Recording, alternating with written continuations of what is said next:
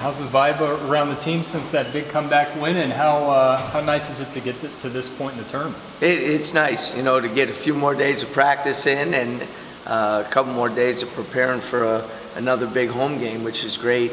Anytime you can win in a tournament in advance, it feels good.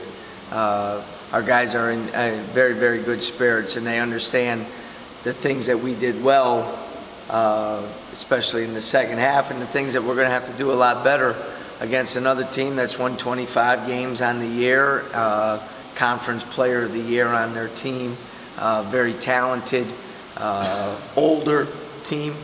So you have to be very, very disciplined. As you advance, you always have to continue to play better.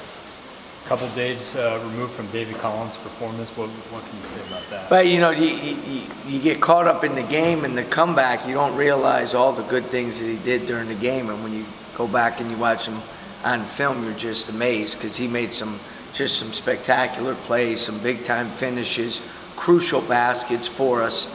None bigger than the one under a minute that he hits off the backboard with about 3 guys on him. Really good decision making in the second half in particular, but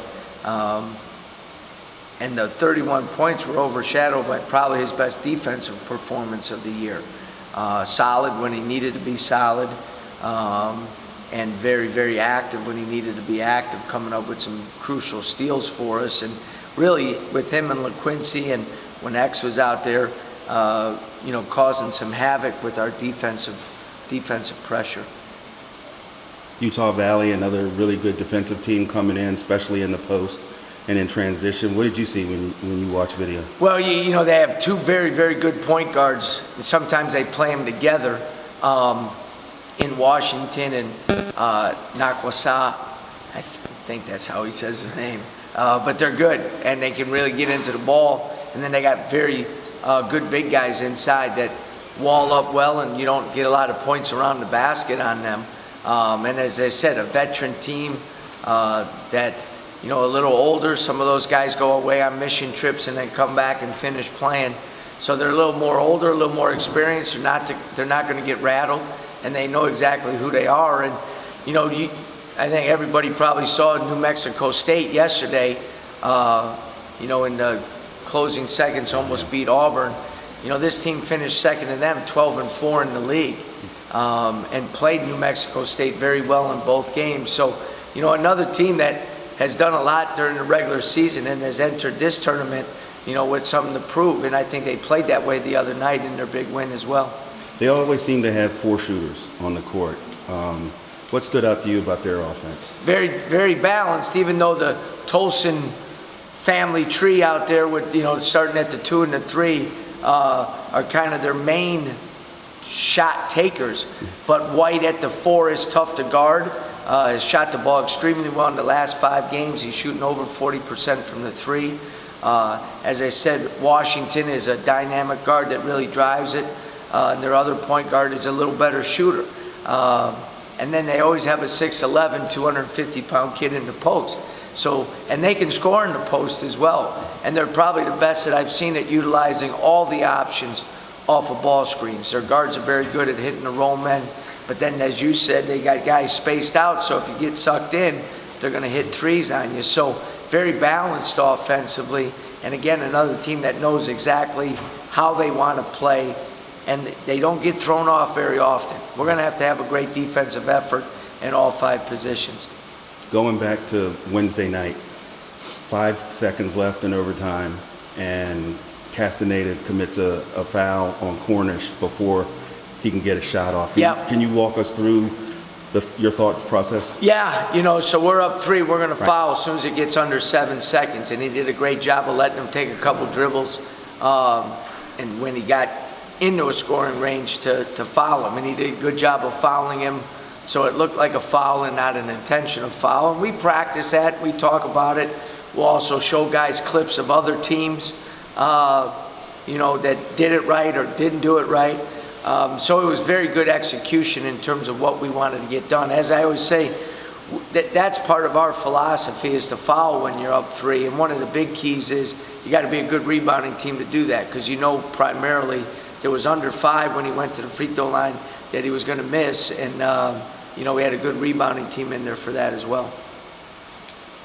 Because Utah Valley is such an experienced team, do you think that's going to be one of the biggest obstacles going into this game, especially for a young side like that? Yeah, it is, because the biggest challenge for us is where we were able to be honest, play at times a little wilder on defense in our last game.